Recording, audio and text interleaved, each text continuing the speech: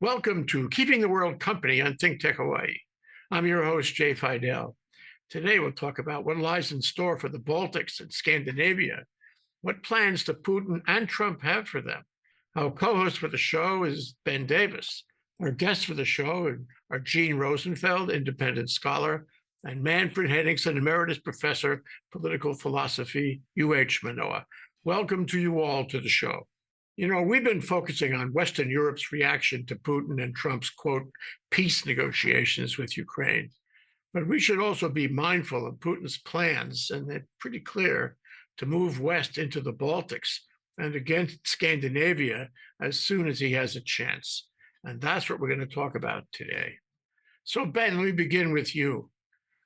What plans have emerged? What do we know about Putin's inclinations to move west when he gets a chance?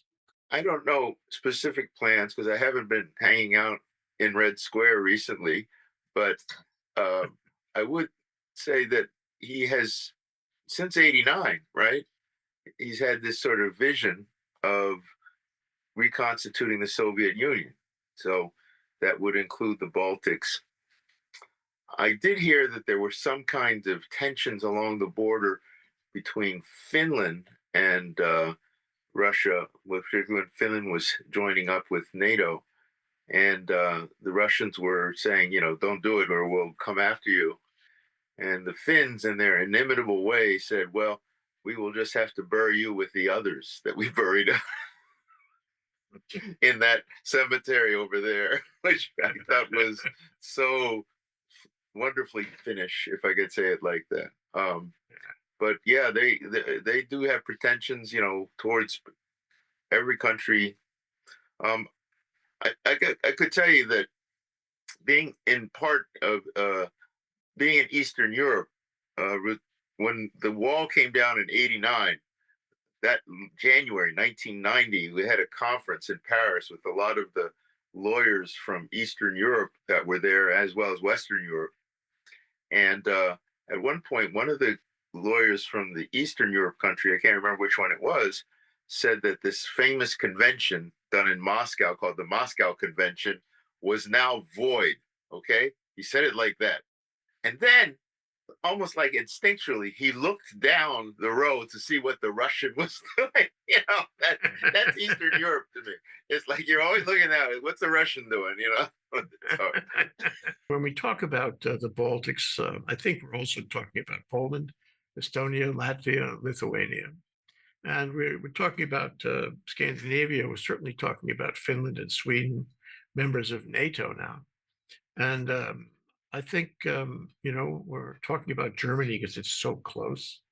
And I think somehow, this conversation has to touch on the Balkans and Romania and the soft underbelly, because they're all part of the next chapter of Europe. So, Gene, you went to Eastern Europe not too long ago.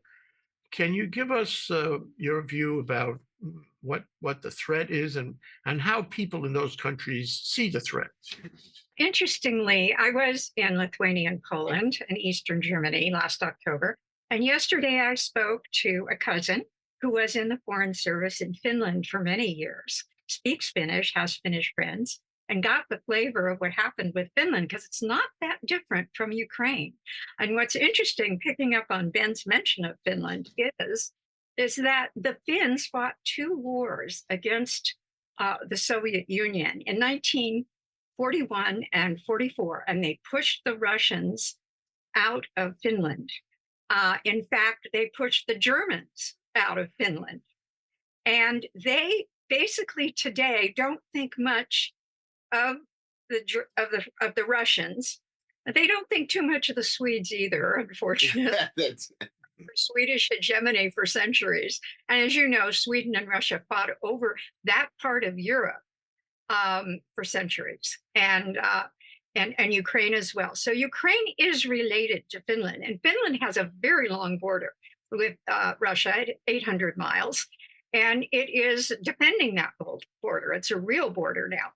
Now, Russia has aggrandized territory from Finland, just as it wants to from Ukraine, and has from Ukraine. It has taken Finland's border with the Arctic Ocean. So Finland is no longer an Arctic country. Norway touches the Soviet Russia right now.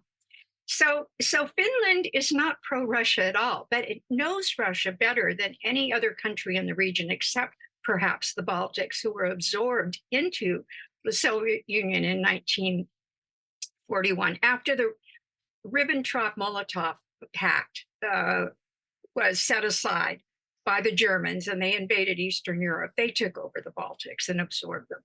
And that's when the troubles began. And so Scandinavia has a history with Russia. And particularly, you have to unite the Finns more with Estonia. Estonians and Finns share a Finno-Ugric language. That's very culturally important. They feel identified with one another. So there's that. And the Baltics feel very, very threatened now by Russia because they are small. In fact, Finland's very small. It's got 5 million plus people. So they really depended on the United States umbrella. And unfortunately, they can't depend on that anymore.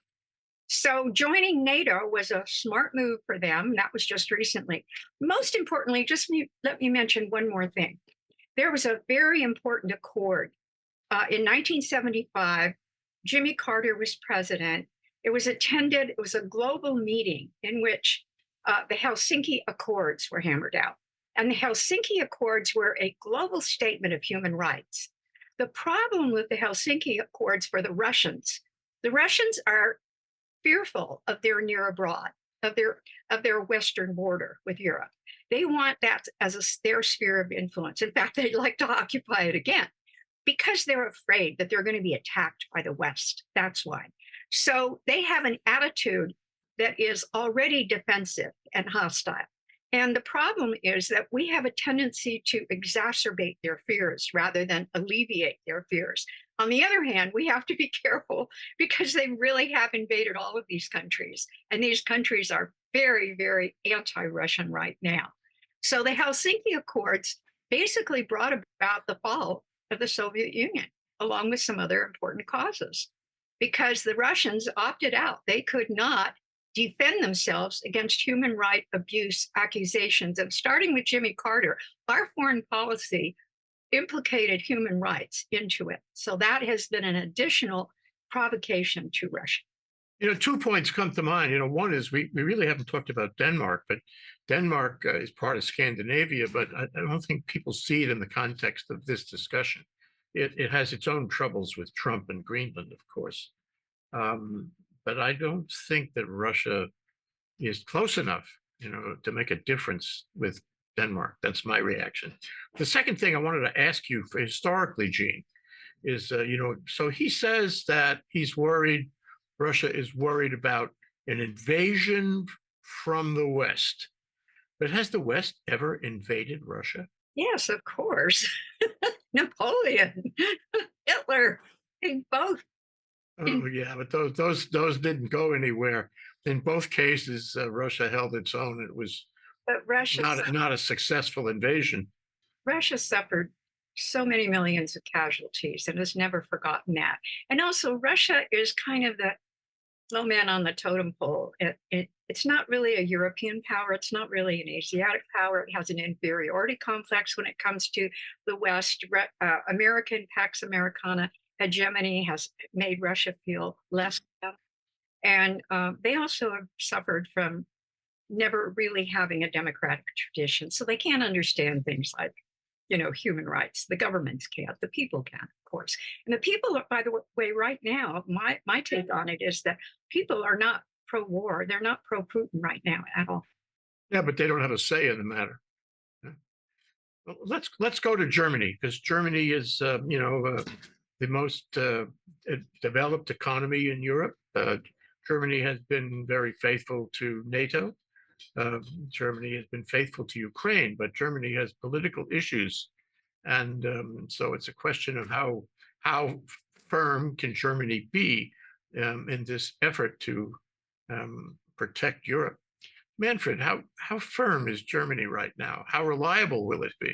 It is as reliable, as you can hope for it to be. The only unreliable thing at this point is that it hasn't concluded the coalition negotiations to get a new government. But that will happen by the end of this month. So in that sense, you don't have to worry about that. Not in with regard, for example, to the support for the Ukraine. Remember, Germany is, after the United States, the largest contributor to the Ukraine in money. It has given more than anybody else. Then apart from the United States, and that will continue under this new conservative government. That conservative, I mean, they will form the government with the Social Democrats, so you will have a grand coalition. Whether the Greens will support them depends on the negotiation style of Merz, the new chancellor. And that style is not all that good. It's not, we don't know whether the Greens will support it, but it doesn't matter. The support for the Ukraine will remain. And I think you overestimate a little bit the power of Putin. Putin is in trouble. I mean, when you look at the most recent reports of the war with the Ukraine are not caving in. On the contrary, you know, they are as forceful as they have been since 22. And I think that will not change. And the support for Zelensky has grown after this anti-Semitic, as Timothy Snyder has called it, assault on the Jew Zelensky in the White House. So Zelensky's numbers have gone up tremendously. And what Trump, you know, this Neanderthal leader of the United States, has not understood, you know, there is a majority of Ukrainian politicians who do not want to have elections during this war either. So whatever Trump, in his total ignorance of the world, sometimes claims, will not come true in the way he wants it to become realized. But I think this overestimation of Putin is extraordinary. And I don't buy into that. I don't buy into that. I mean, Jean talked about Finland, and I think the Finns are very good at kicking the Russians. They have done it for a long, long time. And the Swedes are, I think, being part of that by now, even though NATO is in trouble. But I do not think that the Scandinavian countries are in trouble from becoming invaded by a Russia that has become, you know, weakened by the war with the Ukraine. I mean, the war with the Ukraine has not been the success that Putin thought it would become. In a way, you could say the behavior of Trump has done more damage than Putin himself. Well, but you know, when now Trump gets up there, and it seems clear that he supports Putin. He supports the Russian view of this matter. And we could spend all day trying to figure out why in the world he does that, but that's what he does.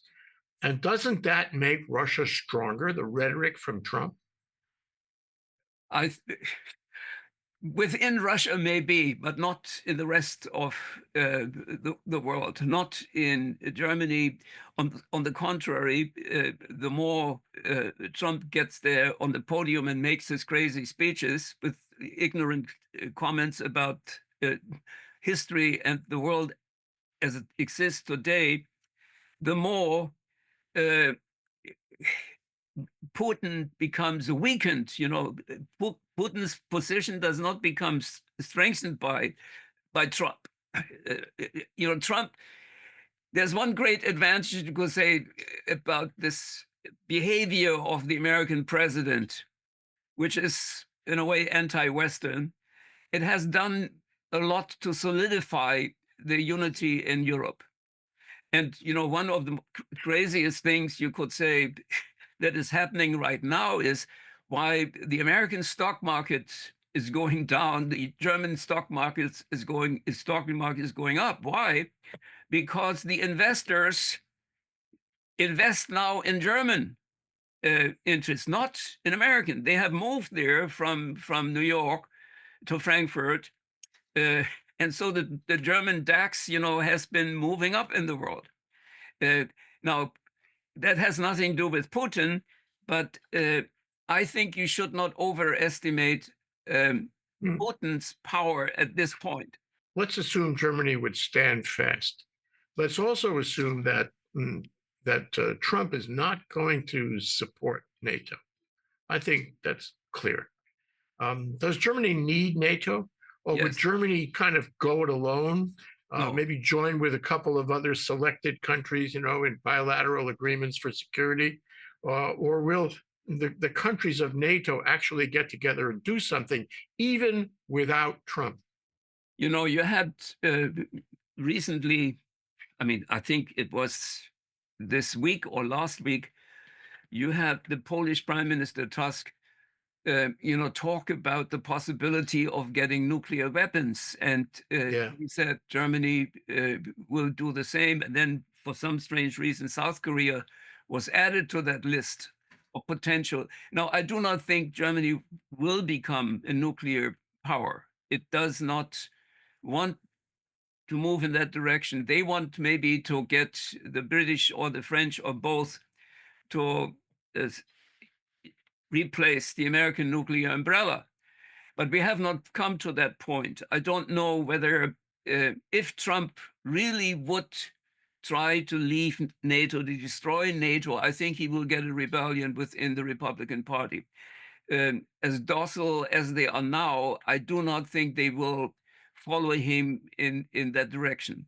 That is a prediction, but and I shouldn't make predictions on this. Well, I want to pose that same question to Ben, but before I do, I want to ask you about AfD.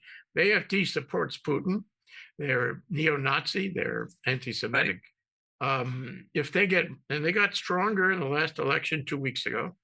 So if they get still stronger going forward in the coalition now that Metz has to build, what happens then? Couldn't they change the calculus here if they get stronger in Germany? No, I don't think they will well, they may become stronger, but not as strong to take over the government. Now, the AfD, can block certain decisions in the Bundestag, but I do not think they will get ever the power, to become the majority party or join a coalition with another party to form the government in Germany. So for that reason, at this point, I do not anticipate, for the AfD to become a majority. Yeah. Okay, but now what about the Baltics themselves, Estonia, Latvia, Lithuania, for that matter, Poland? Should they feel comfortable that if it gets to be a crunch, if Putin tries to move west on them, that Germany will lead the defense? Should they feel comfortable about that? Well, I think that will be a rump. The leftover NATO will come into the position to protect all of Europe.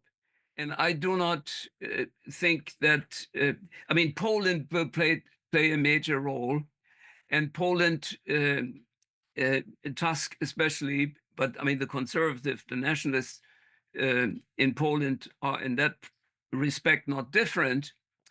They will all come in assist. But I think Jean is right. You have to do not overestimate the possibility of Putin moving against Finland or Sweden. I think he may be stupid, but he is not that stupid. Because,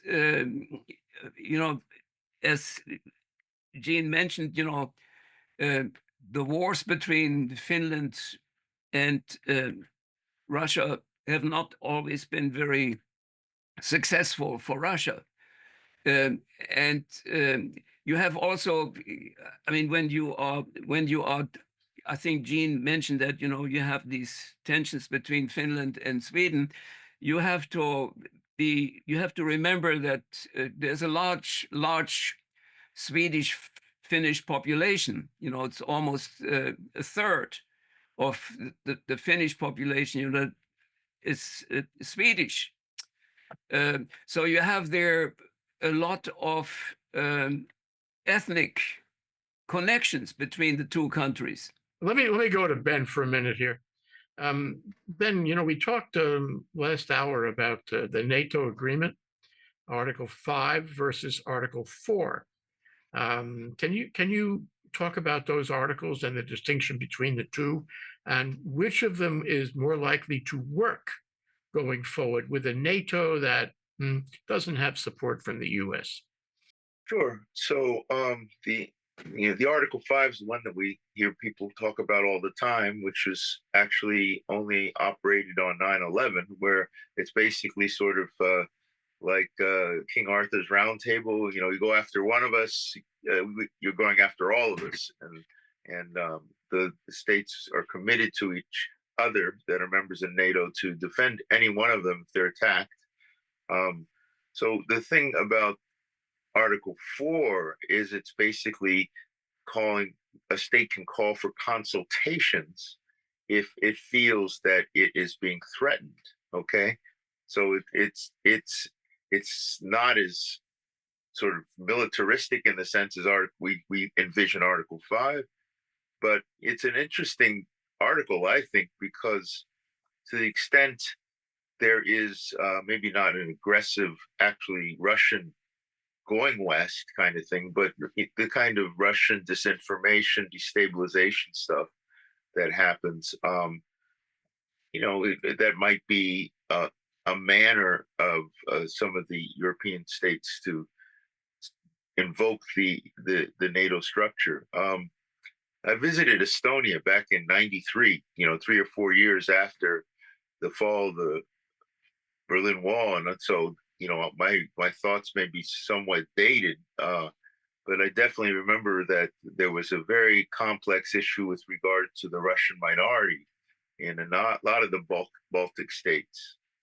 and I'm not sure I know how that has been resolved, but you could imagine Putin trying to do something with Russian minorities, which were, I think it was like 35-40% of population in Estonia at the time, to try to push forward. On the other hand, those Russians there may be doing pretty well relative to the Russians back in Russia, and they may not be so amenable to Mother Russia's call in that sense. So I don't know which way it cuts, but I do agree with everyone that the forces pulling Europe together seem to have accelerated, particularly since that event with Zelensky. And Manfred, I really appreciate you highlighting Timothy Snyder's point about it being an anti-Semitic moment, which that's the first time I've heard that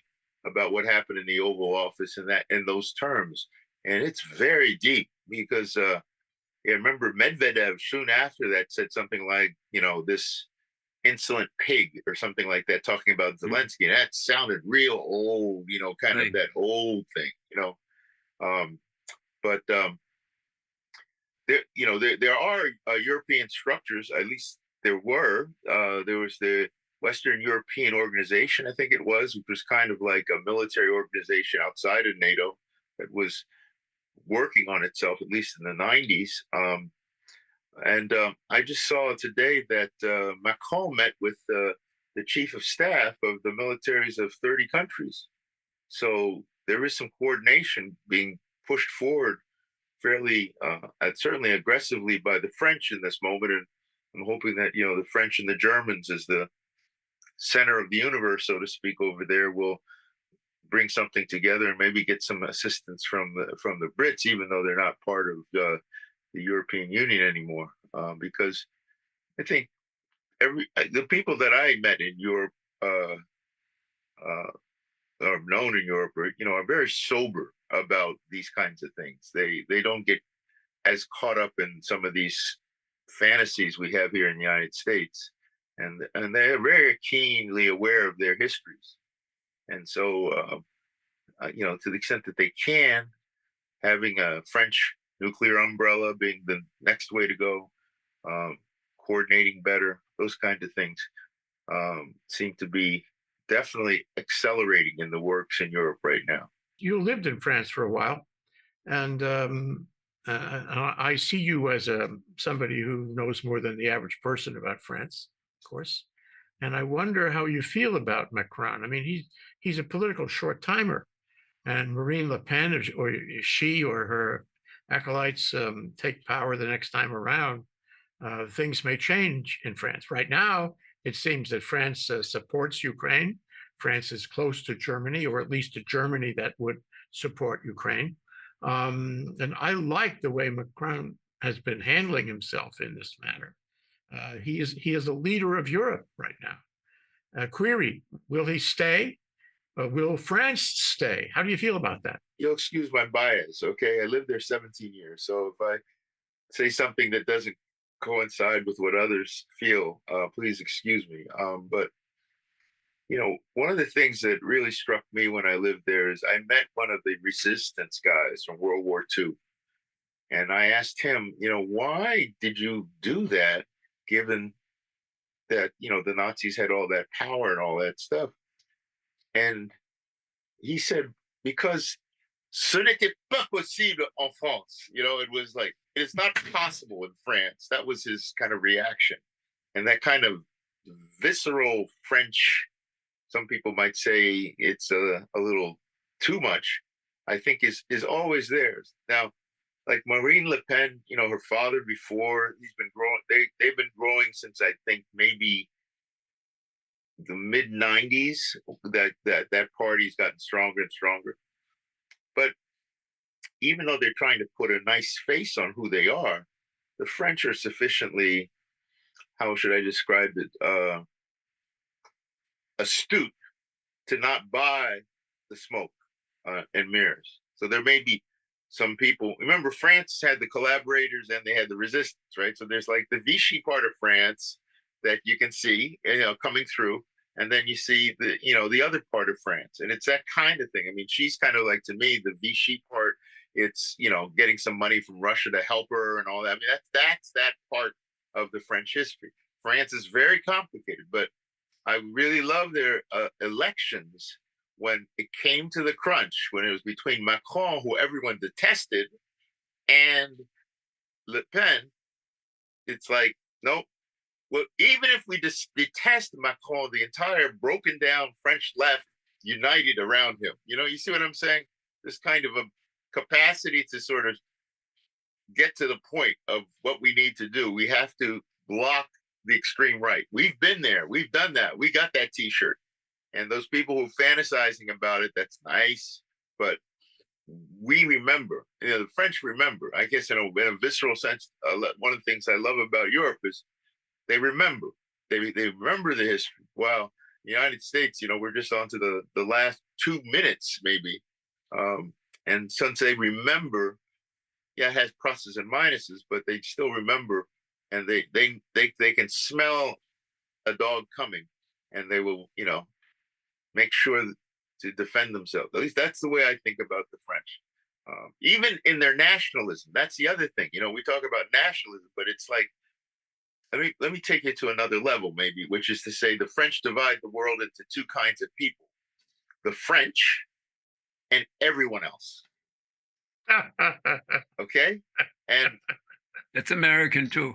Well, yeah, but the level with the French is so strong. It's like with the French, it's like they're the only civilized people in the world because they're French. Now, all the rest of us are humans, but but we're not civilized because we're not French. Now, I'm not saying this in a pejorative way. I'm saying in a way I love this but it's that sense of of that is kind of a rock on which they stand. Gene, let me go to you for a minute here. You know, it strikes me that we make the assumption somehow that if Putin moves west, he moves west in a kinetic war.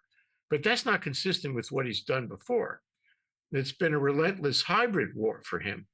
The kinetic war is only part of it. Before he moved any troops beyond Ukraine's eastern border, he was doing hacking, computer hacking. He was doing social media. He was doing sabotage, espionage, false flags, false political claims, creating political puppets. I mean, and I've only named a few of the tricks in his kit bag.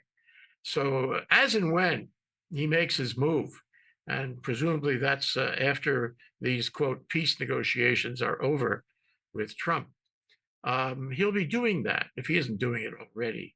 Your thoughts, Gene, about the non-kinetic hybrid war that Putin has been famous for conducting and would certainly continue to conduct going forward? War always has a political and technological side. Propaganda is a weapon of war. That was recognized back after World War I, when Goebbels' deputy, after Goebbels had set up the Ministry of Propaganda, right after Hitler became chancellor in 1933, his deputy said that the Germans are falling behind in the science of propaganda. We must do something about that. And they did. And he wrote a manual on it, which is brilliant. Even though he was a Nazi, he was brilliant on it. So yes, that's part of the thing, is the narrative that you promote in order to enlist the sympathies and create a fifth column, a sympathetic population within your targeted countries.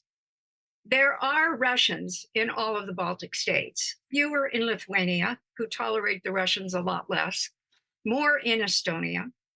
There are Russian emigres and resistance people in Germany and Lithuania, especially.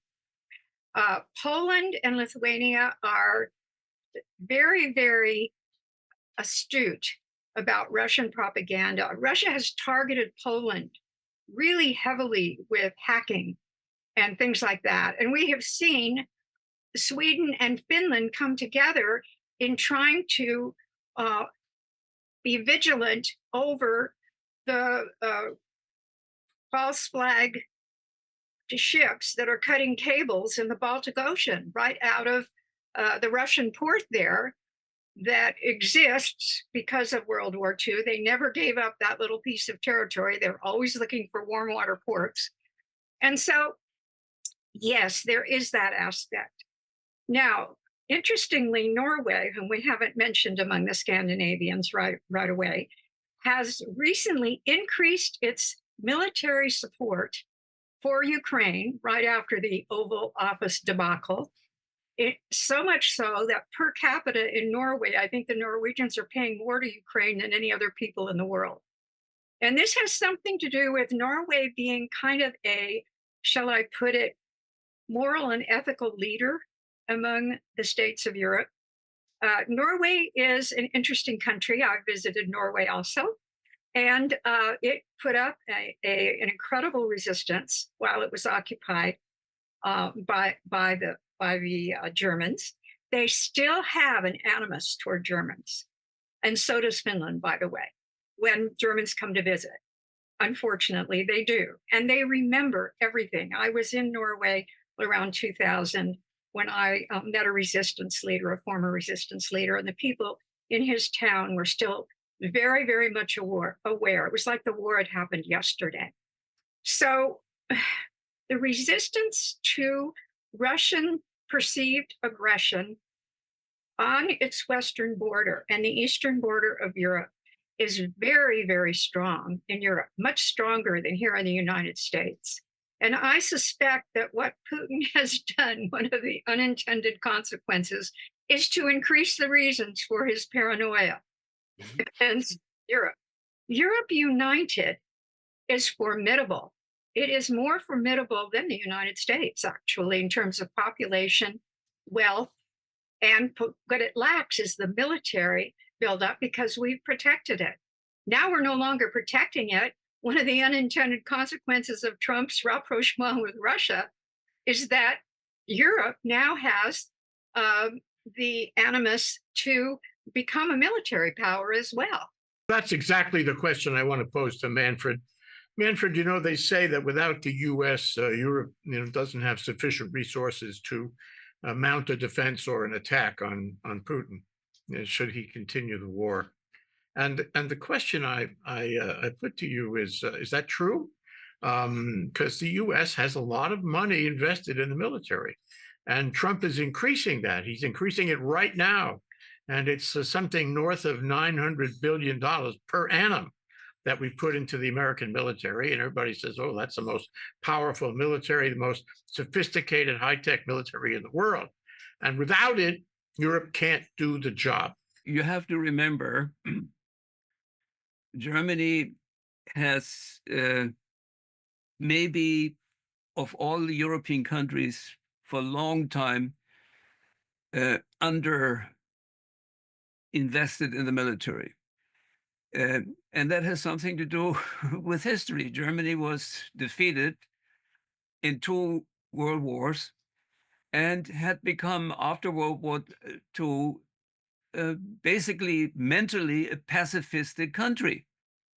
So despite the fact, that you have always had the Soviet presence in the eastern part of Germany until 1989, but nevertheless, this pacifistic dimension has been part of German political culture for a long, long time. And so not only the Social Democrats, but the Christian Democrats as well have had a very, very tough time to raise the military budget. Now, the threat of Putin moving into the Ukraine in 2022 has changed that to some extent, but you still have on the right wing and on the left wing of German political culture, you have these pacifistic tendencies that sometimes are pro-Russian or pro-Putin tendencies. But I think this the threat of Russia, of Putin's Russia, and the threat of the United States abandoning NATO and Europe has begun to change it. I mean, in Poland, you have now the budget having gone up to 3.5. In Germany, it's 2, but it's moving up. So in all European countries, military spending is going to be raised. And you have, look, Jean said,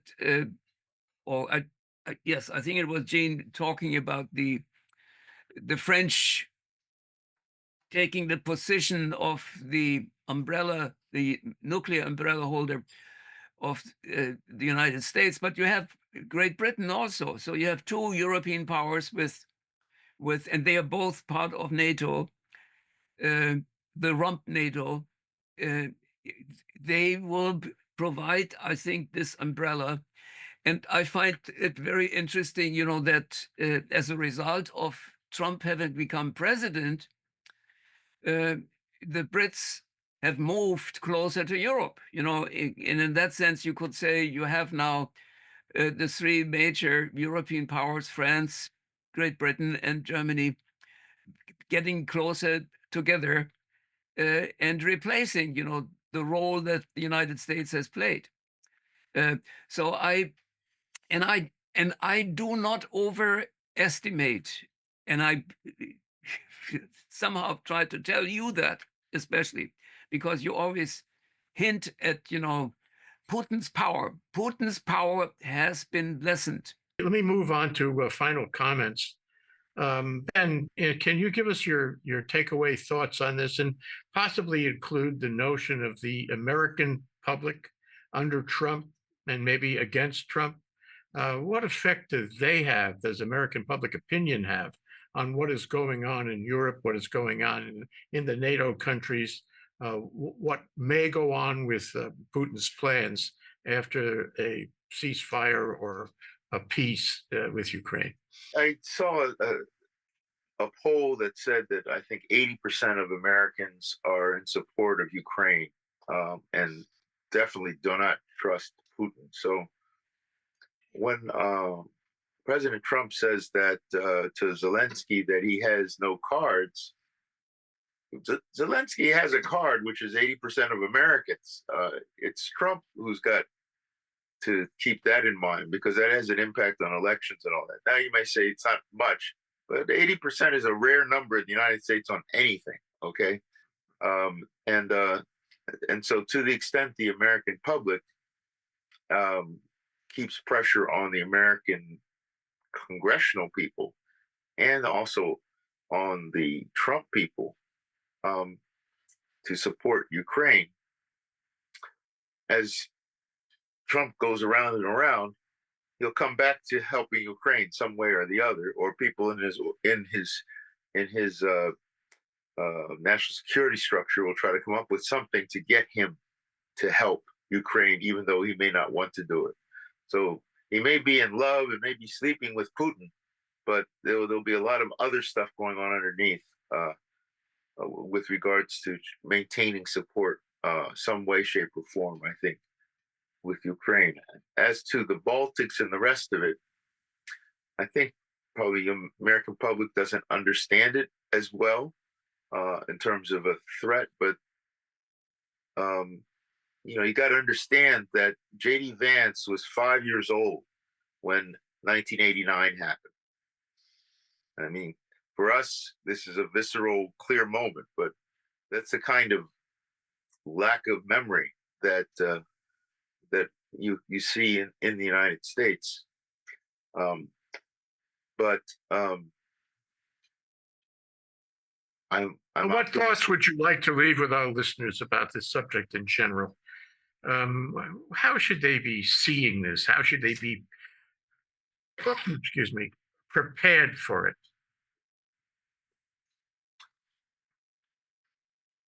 I would say Americans should be prepared to maintain support for containment, okay, of Russia, basically back since the 50s. They should, I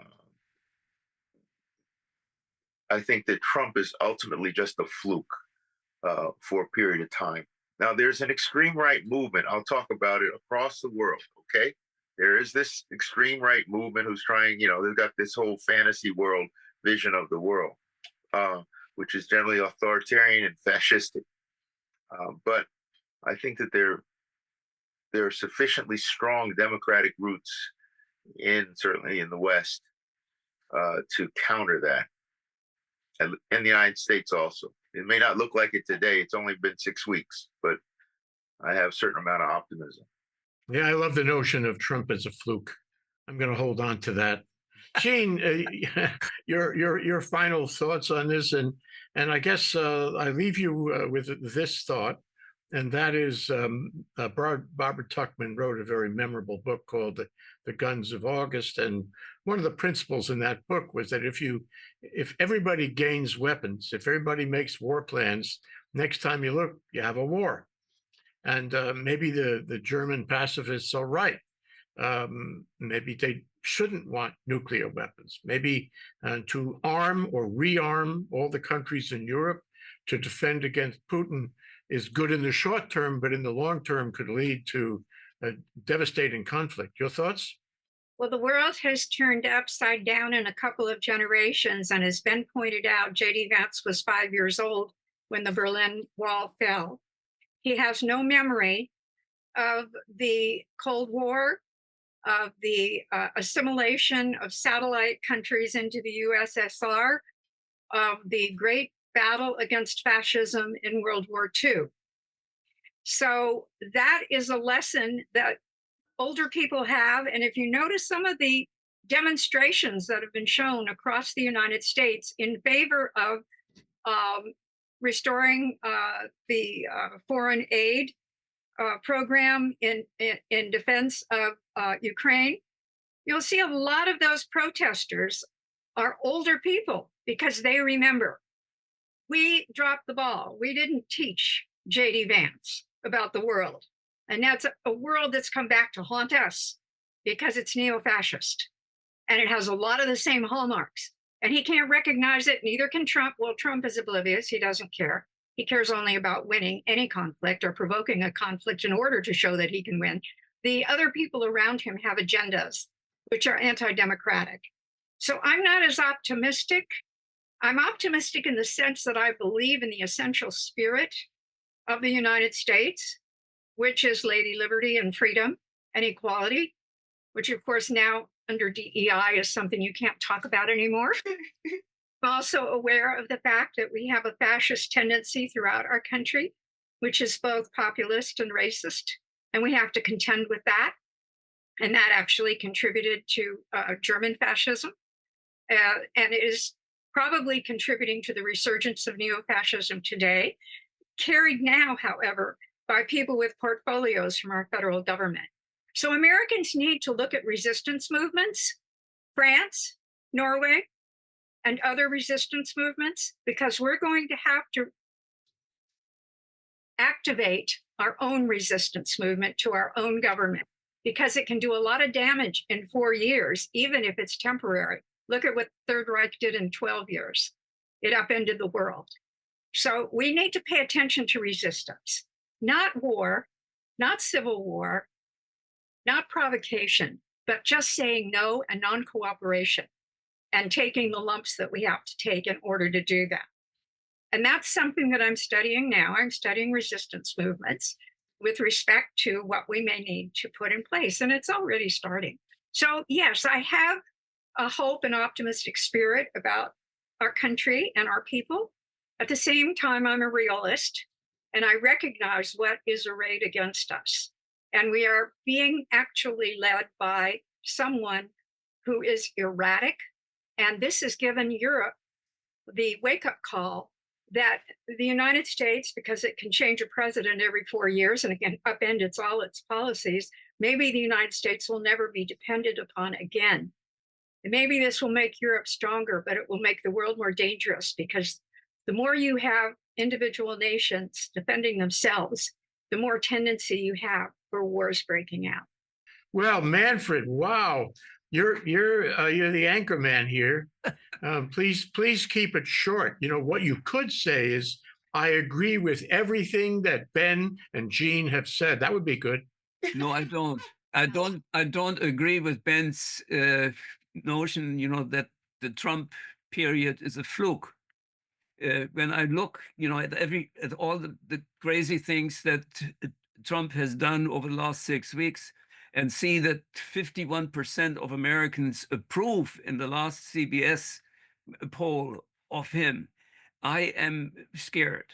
I mean, because that seems to be that Trump's stupidity is reflected in the majority stupidity of the American people.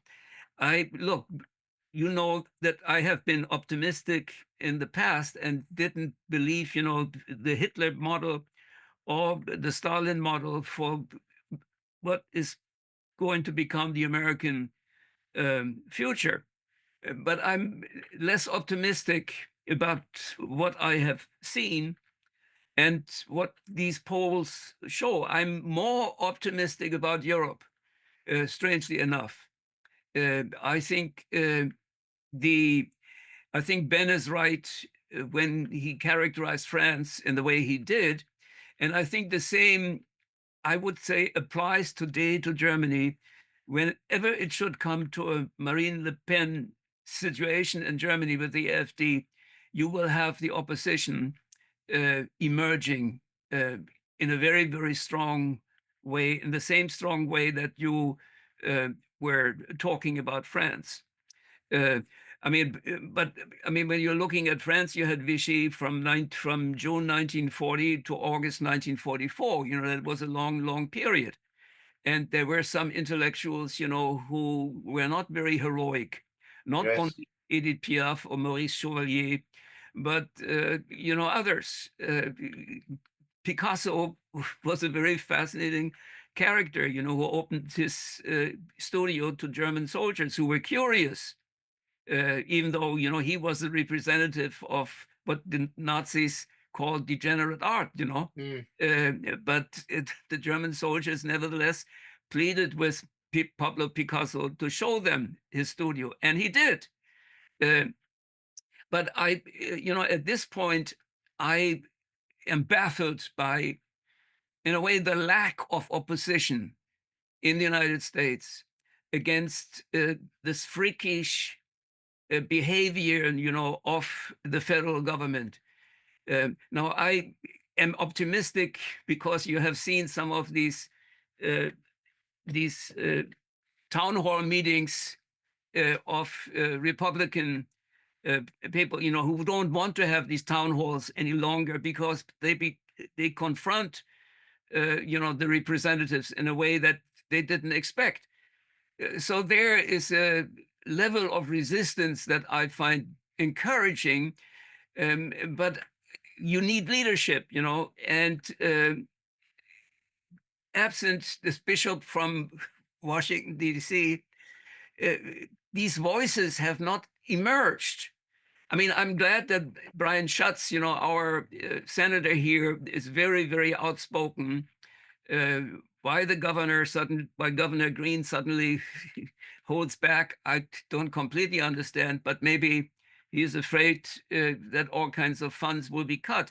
But I really appreciate Schatz's behavior. He is outspoken, and that's what we need.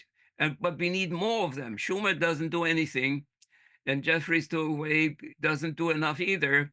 OEC in New York, I think, has the voice, but she is a woman, and this is a patriarchal country, it seems, where women do not come to power at the top.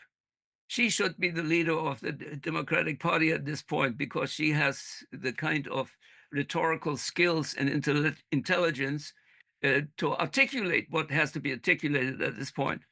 We'll have to leave it there, Manfred. Fabulous discussion today. Our co-host, Ben Davis, and our esteemed guests, Gene Rosenfeld and Manfred Henningsen. I'm Jay Fidell, host of Keeping the World Company, and we've been discussing what lies in store for the Baltics and Scandinavia. Thanks to our viewers for watching.